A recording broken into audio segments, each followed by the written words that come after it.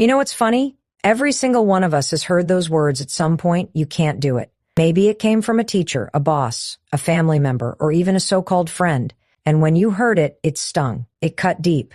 Because no matter how strong you are, being doubted hits something inside you. But here's the truth.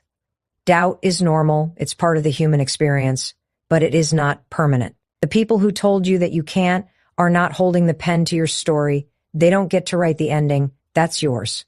Doubt is just a moment, a spark of negativity that tests whether you're going to step up and push through or step back and let someone else's opinion become your reality. Think about this. Every single person you admire was doubted. Every innovator, every athlete, every entrepreneur, every world changer. Steve Jobs was told he was crazy. Oprah was told she wasn't cut out for television.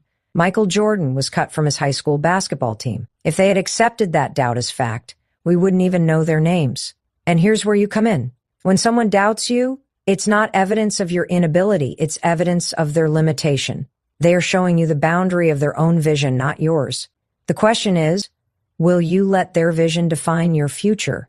I need you to really hear this. Just because someone doubts you doesn't mean you're not capable. It just means you're about to do something they can't imagine for themselves. Doubt is a reflection of their fear, not your potential.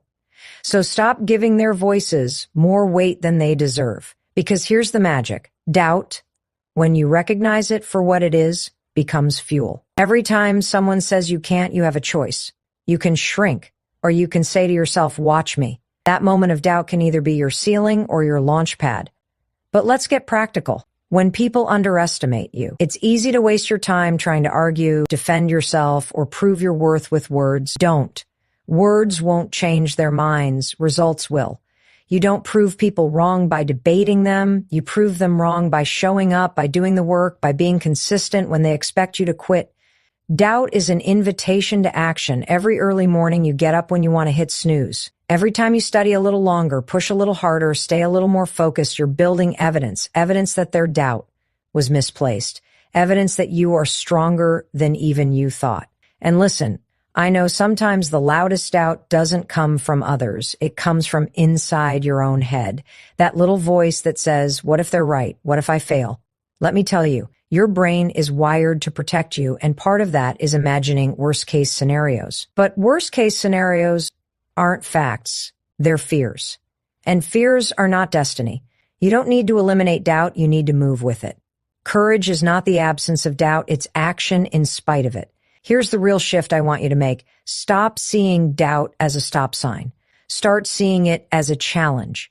Every time you hear you can't, let it trigger something inside you that says, then I must. Imagine if you turned every no into fuel for a bigger yes. Imagine if you stopped waiting for permission, started giving yourself permission to go all in. That's how you prove them wrong. Not with anger, not with revenge, but with undeniable progress. One day, you're going to look back at the people who doubted you, and you're not going to feel bitterness. You're going to feel gratitude, because their doubt forced you to rise higher, to dig deeper, to grow stronger than you ever would have without it. Doubt was the very thing that sharpened you. And when that day comes, you'll realize the most powerful victory wasn't over them. It was over the old version of you who might have quit. So the next time someone tells you that you can't, smile, take a breath, and quietly think, thank you for the fuel. Because doubt isn't permanent. It doesn't define you. What defines you are the choices you make in the face of it.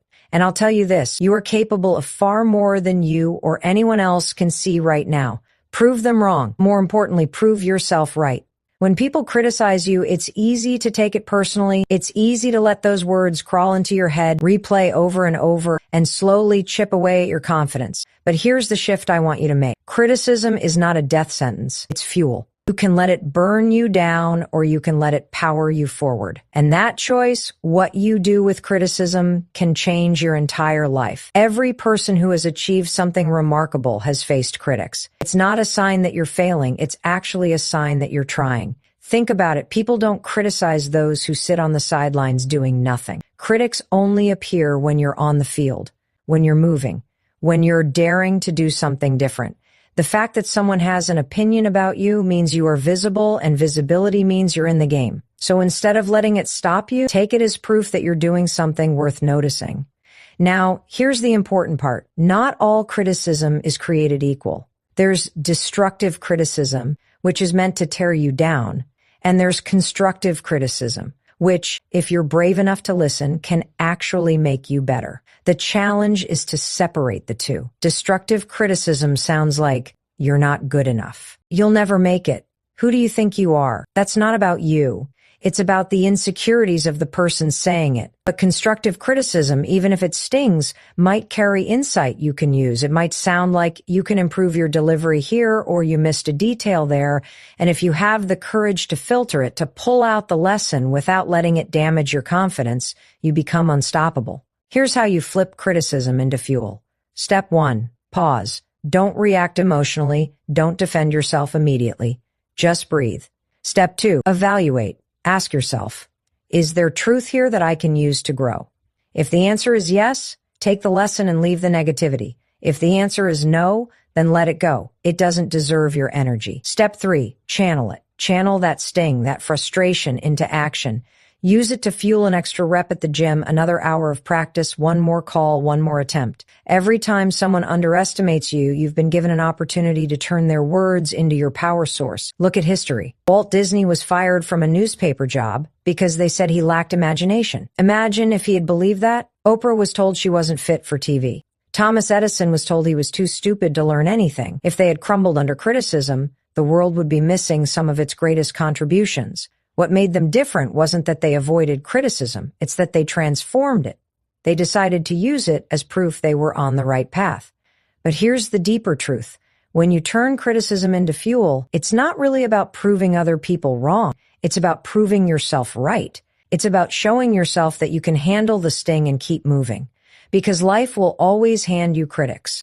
There will always be someone who doesn't believe in you, who thinks you're dreaming too big, who says you'll fail. That will never stop. So the skill you need isn't learning how to avoid criticism. It's learning how to metabolize it, to take it in, extract what's useful, and use the rest as energy to keep climbing. And let me tell you, nothing feels more powerful than turning someone's doubt into the very fire that fuels your success. Every achievement becomes sweeter, not because you silenced them, but because you grew stronger. The criticism that once hurt you becomes the thing that built your resilience. And resilience is far more valuable than approval. So the next time someone criticizes you, don't ask, "Why me?" Instead, ask, "How can I use this?" Don't waste your time trying to change their minds. Focus on changing your actions. Let their words remind you that you're still in the fight. Let it light a fire in you. Keep going, to keep pushing, to keep proving, not for them, but for yourself. Criticism is inevitable, but what you do with it is optional. You can let it weigh you down, or you can let it fuel you. Choose fuel, always fuel. There comes a point when you realize that trying to prove people wrong can only take you so far. In the beginning, it's powerful. It gives you fire, it gives you urgency, it makes you want to rise every time someone doubts you. But if you stay in that mindset forever, you're still living for them, not for yourself. And here's the truth. The real transformation happens when you shift from proving to improving. When you stop chasing validation and start chasing growth, that's when you become unstoppable. Think about it. If your only goal is to prove someone wrong, what happens after you do it?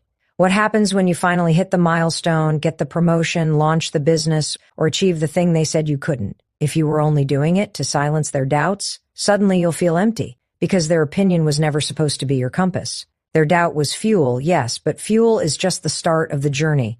If you want to keep climbing, if you want to build a life that feels fulfilling and meaningful, your motivation has to come from within. You've got to stop measuring yourself against other people's disbelief and start measuring yourself against your own potential. Improving means you're no longer driven by revenge or recognition. You're driven by progress. Progress is the most sustainable motivation you'll ever have. It's not about, did I prove them wrong today? It's about, am I better today than I was yesterday? Because when you shift your mindset to improvement, the finish line disappears. There's no end point. You are always growing, always learning, always evolving. And that is what makes you resilient. Here's where it gets powerful. Improvement is personal. Proving people wrong is external. It's about what they see, what they think, what they say. Improvement is internal. It's about who you are when nobody's watching, It's the late nights you choose to put in when you could have coasted. It's the discipline to keep showing up even after you've already achieved what others thought was impossible.